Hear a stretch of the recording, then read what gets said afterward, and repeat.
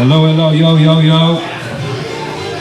Crypto Angels coming from EOLA, right here in North Broadway, Lincoln Heights. We're here to celebrate Toby Wier. So you could visit roadtoruda.com and make a donation if you like. Also, you could come to the meeting every second Sunday of the month. We're gonna have it here. So a little bit of myself. I'm Crypto Angels, as you guys know. I have my YouTube channel, starting back up. So we're gonna do a little intro right here.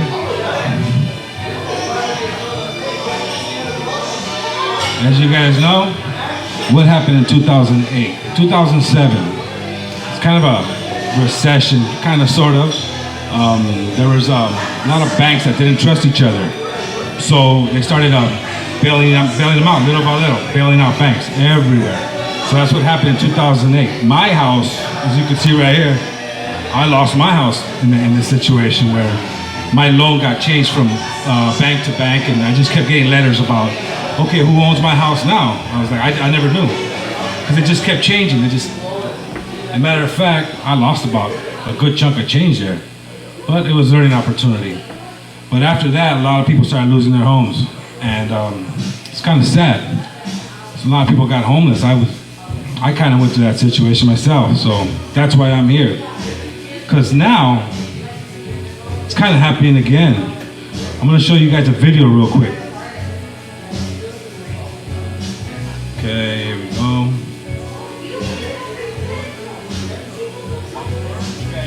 At about 11 o'clock in the morning, the Federal Reserve, on Thursday at about 11 o'clock in the morning, the Federal Reserve noticed a tremendous drawdown of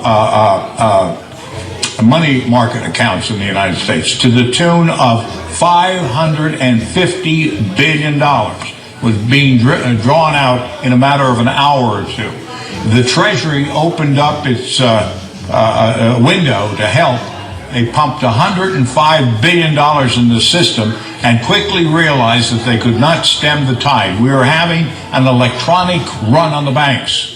They decided to close the operation, close down the money accounts, and announce a guarantee of $250,000 per account so there wouldn't be further panic out there. And that's what actually happened. If they had not done that, their estimation was that by 2 o'clock that afternoon, $5.5 trillion would have been drawn out of the money market system of the United States, would have collapsed the entire economy of the United States, and within 24 hours, the world economy would have collapsed. Now, we talked at that time about what would happen if that happened. It would have been the end of our economic system and our political system as we know it. And that's why, when they made the point, we've got to act and do things quickly, we did. Well, as you guys can see, that was bank bailouts. Well, now, 2019, at the end of 2019, it's going to be something else. Give me 1 second here.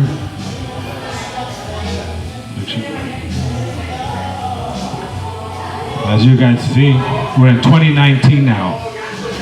And now, they're not calling it bank bailouts. They're calling it overnight repos. So what's going on is the banks don't trust each other. So they're putting money into all the banks right now. As they're lending each other money, they're running out. So now the Federal Reserve is just straight dumping again money into the bailouts. So they're not called overnight. They're not called bank bailouts. They're called overnight repos. It's the same shit. Okay. So let me show you guys this next one. Bank repo 416. There you go, bank. And this is my friend. Road to Ruda, Big Wier. See what he's got to say.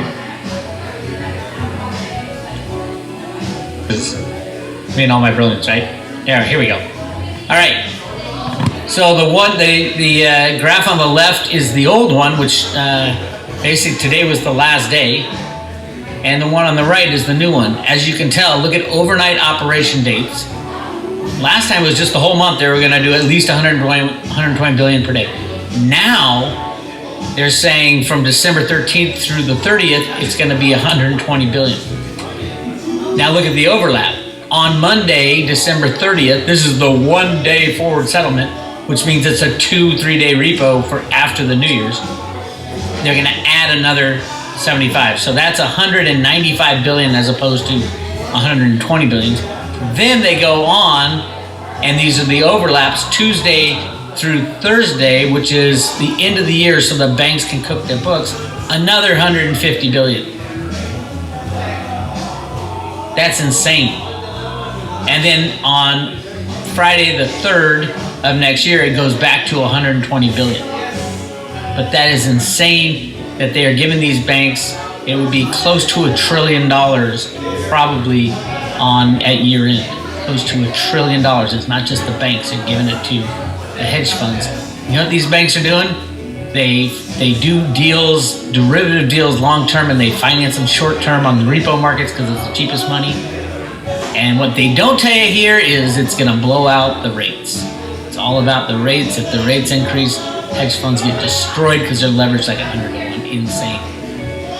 I was hearing 5 long-term capital managements are going to blow at the same time. So, if the Fed did their job, even with, I think they're going to have to add more. And they do add more on occasion. They did it twice last month.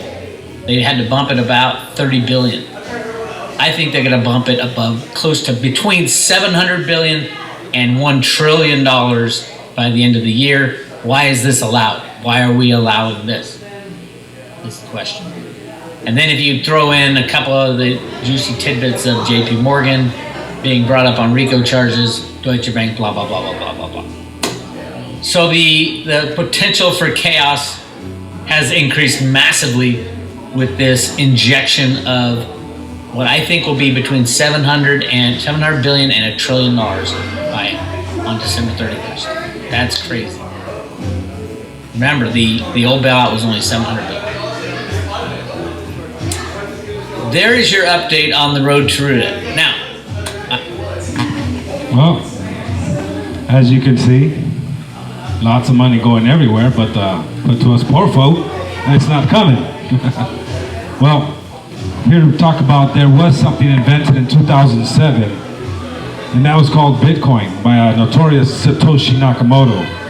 Now, we don't know if it was one person, 2 people, 3, or a group, doesn't matter, but it's there. Nobody knows who it is, nobody can control it, no federal government can take it down, and it's permissionless. So as you put money into it, it grows. Obviously, there's a lot of volatility right now, but as more people put in, the volatility tends to be less. So we're going to show you a little small how Bitcoin works here.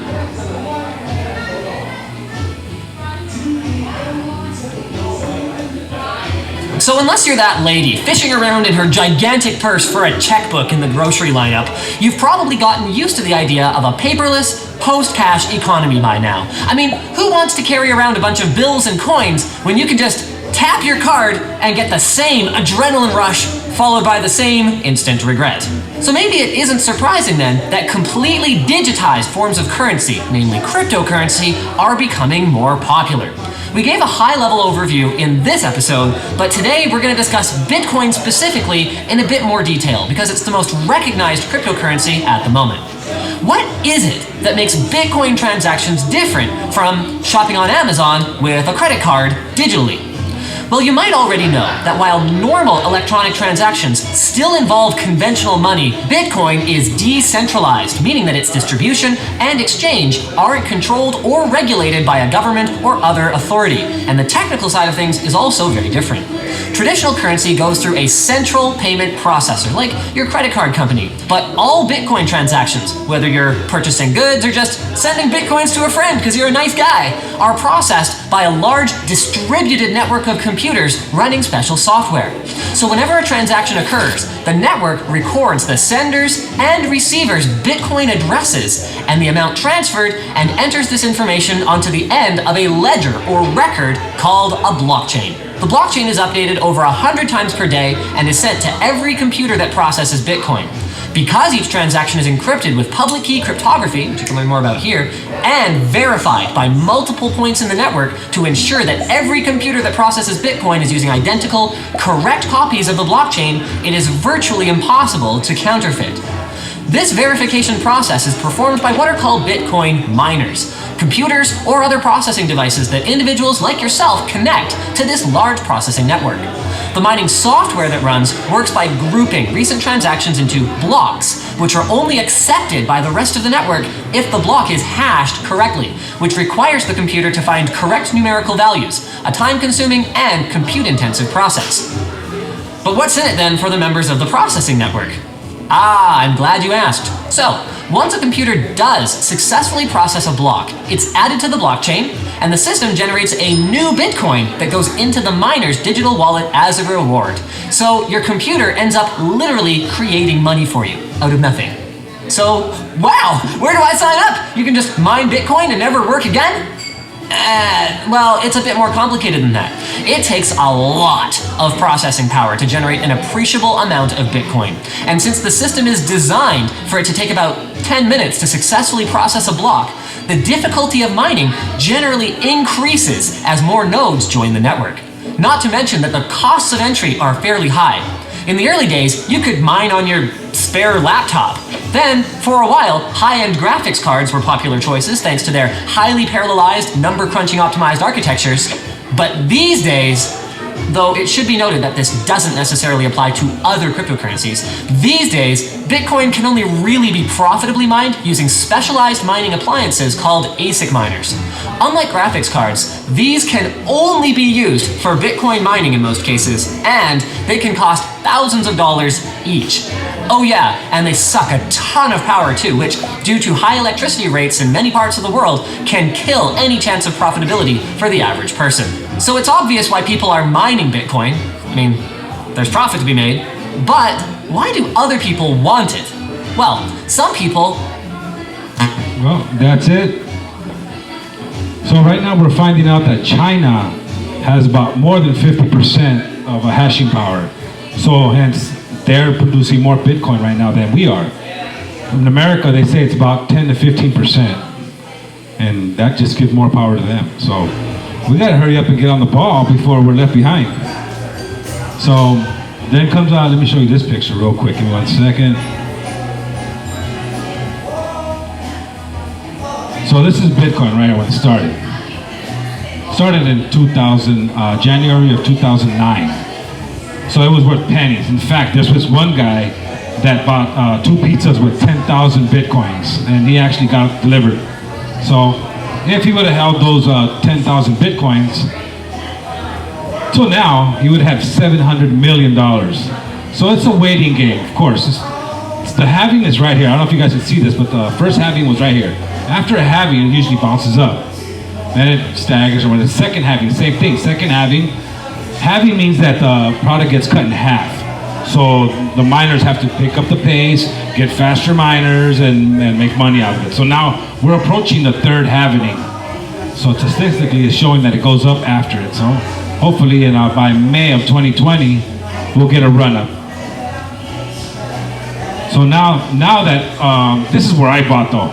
One of my friends, which is here actually, was telling me and raving about it. I was like, what the heck is this? He goes, oh, I'm cashing out. What are you cashing out on? I said, oh, I'm looking at this Ethereum. I'm like, okay. So I was sucked in. And then this is where I bought. Like, I just wrote it all the way down, basically to 119. And then I started feeling like, whoa, there goes, I lost. I'm not gonna lie, I lost, but I still have it. So technically I haven't lost. So I was right here and it started going up. Boom, and I'm like, whoa, I started getting all excited.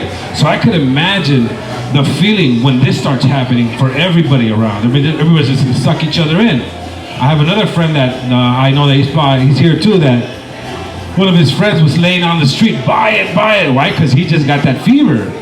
So you can imagine on a run up like this, you don't know when it's gonna end. So obviously you gotta know when to cash somebody, cash them out. So let me show you this next one right here. So as it's going up, now what do they say? First they hate you, then they fight you, and then they join you. Well, we got people that are starting to hate, like Brad Sherman. Check this guy out. Yeah, he's a representative right here. There we go. Press play. I look for colleagues to join with me in introducing a bill to outlaw cryptocurrency purchases by Americans, so that we nip this in the bud, in part because not an awful lot of our international power comes from the fact that the dollar is the standard unit of international finance and transactions. Clearing through the New York Fed is critical for major oil and other transactions, and it is the announced purpose of the supporters of cryptocurrency to take that power away from us, to put us in a position where the most significant sanctions we have on Iran, for example, would become irrelevant. So whether it is to disempower our foreign policy, our tax collection enforcement, or our traditional law enforcement, the purposes of cryptocurrency, the advantage it has over sovereign currency is solely to aid. Let me guess, to aid criminal activity and money laundering. Well, let me see if I guessed that right. But of course, right? Solely to aid in the disempowerment of the United States and the rule of law. All right, well, there's that one. I mean, technical difficulties here. All right, next one. So, what is, how many people have car insurance? Why?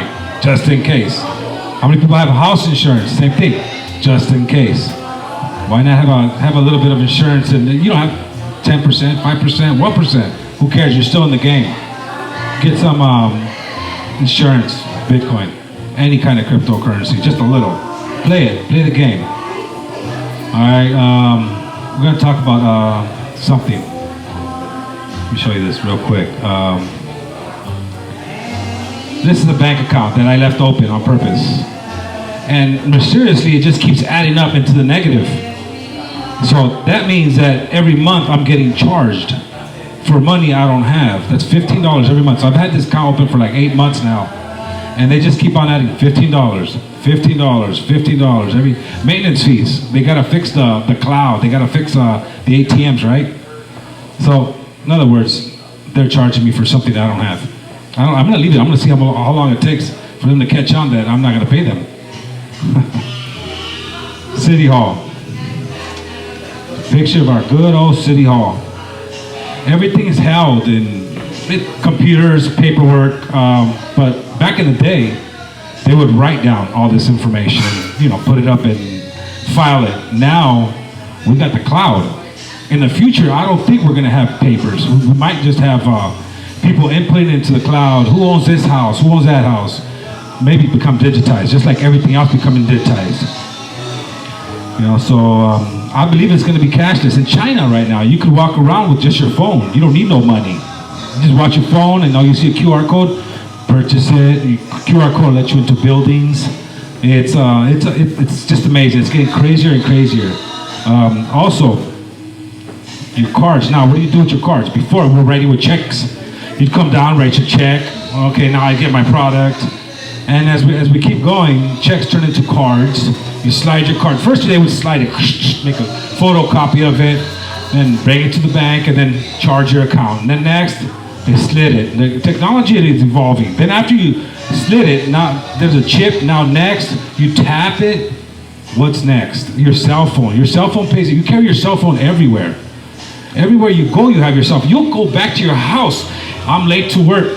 Fuck it, I'm going back. Your cell phone's like your key now. So, with that said, I don't know how many of you guys know, the crowd here. If you guys do know this answer, don't say it out since we got some newcomers. But how many people who know who the biggest taxi service in the whole wide world is? If you know it, don't say it. Let the new guys say it. Biggest taxi service that doesn't own one taxi is Uber, right? How are they doing that? Technology. Also, biggest video store that doesn't own a video store? Do you guys know? Netflix. How do they have that? They don't have. What happened to Blockbuster? They got taken out, right, by newer technology. Yeah. So now everything's in the cloud. Back to this. Who's the biggest supermarket in the whole wide world that doesn't have a supermarket?